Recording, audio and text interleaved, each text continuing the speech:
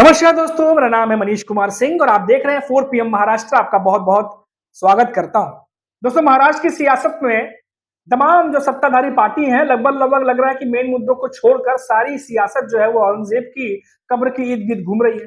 BJP के नेता तो इतने एग्रेसिव हो गए थे, जिस तरीके से बयानबाजी चल रही थी, लग रहा था कि खुद जाकर के वहां पर औरंगजेब की कब्र पर पता नहीं क्या कर डालेंगे।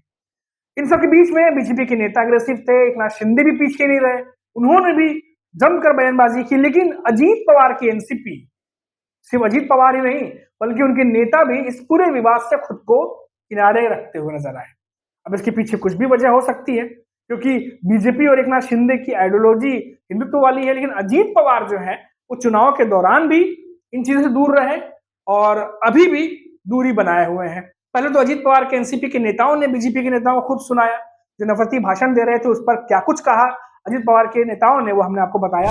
अब अजीत पवार का बयान आया दोस्तों, बड़ी इंटरेस्टिंग बात है जो अजीत पवार कह रहे हैं। उनका स्टेटमेंट जो है मैं आपको पढ़ के बताता हूं कि अजीत पवार क्या कह रहे हैं। अजीत पवार के एनसीपी महायुति में सहयोगी है और इन दिनों अजीत पवार देवेंद्र फडणवीस के बहुत करीबी भी बताए जाते हैं। अब अजीत पवार क्या कह रहे हैं, पहले उनका स्टेटमेंट बताता हूं, क्या बयान दिया उन्होंने, उसके बाद बात को आगे बढ़ाते हैं। अजीत पवार कहते हैं कि मैं आपको भरोसा दिलाता हूं कि आपका भाई अजीत पवार आपके साथ है। जो कोई भी हमारे मुस्लिम भाइयों बहनों को आग दिखाएगा, अगर कोई भी दो गुटों में झगड़ा कराकर अमन शांति को भंग करेगा और कानून को अपने हाथ में लेता है, चाहे वो कोई भी हो, उसे बख्शा नहीं जाएगा, उसे माफ नहीं किया जाएगा। ये बात अजीत पवार कह रहे हैं। क्या अजीत पवार को ये बात पता नहीं है कि किसने नफरती भाषण दिए, किस तरीके से बयानबाजी की गई? महाराष्ट्र के उनके ही सहयोगी दल के नेताओं ने किस तरीके से बयानबाजी की? क्या अजीत पवार को ये बात नहीं पता है? अजीत पवार ने क्या एक्शन लिया, ये पूछा जाना चाहिए था उनसे। लेकिन ये जो कथन है, ये जो स्टेटमेंट है अजीत पवार ने दिया है, भले ही उनके जो वोटर्स हैं, या आप समझिए अभी चुनाव तो चल नहीं रहे, लेकिन फिर भी जो उनके फॉलोअर्स हैं, उनके पार्टी को सपोर्ट करते हैं, उनको सुनने बड़ा अच्छा लगेगा। लेकिन ये बातें सिर्फ बयानों में ही है। जो कुछ भी पिछले 1 महीने में हुआ है, भारत सरकार ने केंद्र नेताओं पे एक्शन लिया है। अभी तक तो किसी भी नेता पर कोई एक्शन लेता हुआ दिखाई नहीं गया। और इन प्रमुख नेताओं ने, चाहे वो देवेंद्र फडणवीस हो, चाहे अजीत पवार हो, किसी ने भी सार्वजनिक मंच से अपने नेताओं को रोकने की कोशिश भी नहीं की। और तो और अगर रोकने की कोशिश हुई होती तो क्या ये नेता इस तरीके से बयानबाजी कर पाते महाराष्ट्र में जितना किया गया है? हालांकि देवेंद्र फडणवीस खुद भी कई बार ऐसी बयानबाजी कर चुके हैं, लेकिन अब फिलहाल देवेंद्र फडणवीस जो है वो राजधर्म की बात कर रहे हैं। लेकिन दोस्तों, ये अजीत पवार का ये जो बयान है, ये सिर्फ यही नहीं रुका। आगे भी उन्होंने बताया कि रमजान किसी एक धर्म तक सीमित नहीं है। अजीत पवार ने कहा त्याग और चिंतन का प्रतीक है, और तो और आत्म संयम सिखाता है और हमें जरूरतमंदों के दुख दर्द को समझने की प्रेरणा देता है। जमकर अजीत पवार ने तारीफ की। अब कहा जा रहा है कि अजीत पवार का जो स्टेटमेंट है ये इनडायरेक्टली नीतीश राणे के लिए था। नीतीश राणे के जो बयान पिछले कुछ दिनों में जिस तरीके से आए हैं, उनके ऊपर जो है अजीत पवार ने कहीं ना कहीं इन तमाम बातों को कहा है। अब नीतीश राणे ने कहा क्या था? बीजेपी नेता नीतीश राणे ने हाल ही में कहा था कि छत्रपति शिवाजी महाराज की सेना में एक भी मुसलमान नहीं था। और अजीत पवार से राणे की इस टिप्पणी के संबंध में सवाल किया गया तो उन्होंने कहा कि नेताओं को यह ध्यान रखना चाहिए कि उनके द्वारा सार्वजनिक रूप से दिए गए बयानों से सांप्रदायिक तनाव पैदा ना हो। तो यानी अजीत पवार भी बीजेपी के नेताओं को साफ सलाह दे रहे हैं कि जब बयान आप सार्वजनिक रूप से करते हैं तो थोड़ा ख्याल रखिए कि तनाव पैदा ना हो। अब दोस्तों, ये बातें अजीत पवार कह रहे हैं, लेकिन अजीत पवार तो डिप्टी सीएम है और तो और महायुति में सहयोगी भी हैं। उनकी तरफ से ये बातें सार्वजनिक रूप से कही गई, लेकिन क्या एक्शन लिया गया? या फिर एक्शन की जगह अजीत पवार ने खुद कोशिश की कि नेताओं को समझाया जाए, क्योंकि सहयोगी दल है, तो क्या उन्होंने ये बात कही कि आप ऐसी बयानबाजी मत करिए? हालांकि अब अजीत पवार ये बातें तो कह रहे हैं।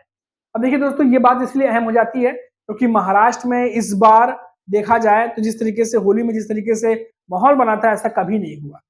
आप देखिए कि महाराष्ट्र में या फिर देश में होली पर हमेशा जो है होली पर रंग जो है वो खेला जाता था, लेकिन इस बार जिस तरीके से तस्वीरें आई, चाहे वो मस्जिद ढकने की तस्वीरें हों, चाहे वो जिस तरीके से कानून व्यवस्था, इस बार कितने सारे पुलिस बल को तैनात किया गया था, तमाम चीजें, तो ऐसा लग रहा था कि कहीं ना कहीं नेता ये बात समझ रहे थे कि जो भी बयानबाजी की गई है, इससे कुछ ना कुछ चीजें जो है वो कंट्रोल से बाहर जा सकती हैं, कोई घटना अप्रिय घट सकती है। हालांकि हम उम्मीद करते हैं कि ऐसा कभी ना हो।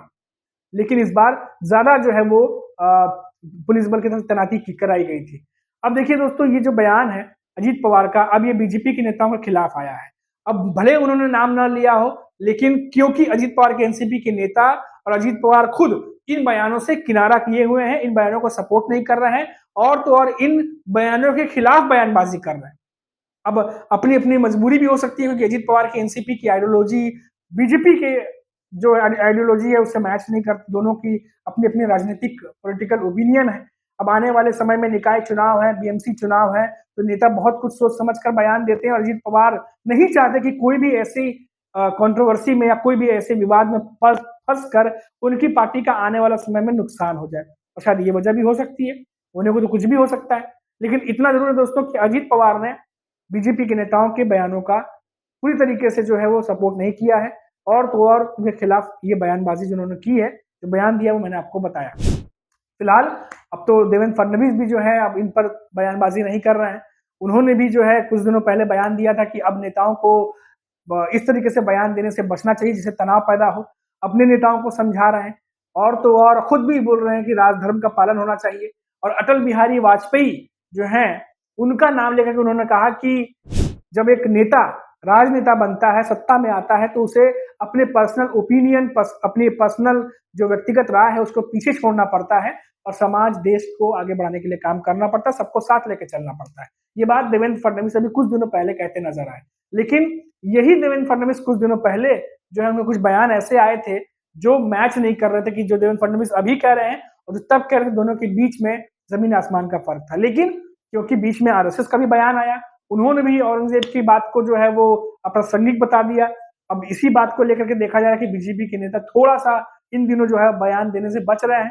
हालांकि ये बात पहले ही होना चाहिए था, जब आरएसएस की तरफ से जब कहा गया कि अप्रासंगिक है, औरंगजेब की बात जो है इस समय जो है इतना इंपॉर्टेंट नहीं रखती है, तब कई बार उद्धव ठाकरे की पार्टी के नेता या शरद पवार की पार्टी के नेता जो है वो मजे लेने से भी नहीं चुके। उद्धव ठाकरे की पार्टी के कई नेताओं ने ये भी कह दिया कि भाई बीजेपी तो आपके साथ ही चलती है, आपके आप ही की पार्टी है, तो क्यों नहीं कान खींच के आपने मना किया और कहा कि ये सब मत बोलो, अप्रासंगिक है, और जो नेता बयान दे रहे थे उनको चुप कराया आपने। तो कई सारी ऐसी बातें भी कही गई। फिलहाल भले ही अब इस बात की चर्चा बहुत ज्यादा नहीं हो रही हो, और महाराष्ट्र में ऐसा लग रहा है कि अब औरंगजेब का मामला थोड़ा थोड़ा कम होता जा रहा है, और संजय राउत भी पहले कह चुके हैं कि औरंगजेब का मामला बीजेपी को लगा कि अब उनके पाले में नहीं जा रहा, उनका दांव फेल हो रहा है, और ये औरंगजेब कब्र से निकले ही नहीं और उनके कंधे पर आकर बैठ गए। तमाम बातें जब सामने आई, इस तरीके से संजय राउत ने भी जो है वो तंज कसा बीजेपी के ऊपर, तो समझ में आ गया कि बीजेपी के लिए ये मामला जो है महाराष्ट्र में उल्टा पड़ गया, ये दाव उल्टा पड़ गया है। अब इसीलिए जो नेता हैं अब इस मामले से कहीं ना कहीं बयान देने से, अब उस तरीके से बयान देने से जैसा पहले दे रहे थे, कतरा रहे हैं। अभी के लिए इतना ही। आप देखते रहिए 4 PM महाराष्ट्र। नमस्कार।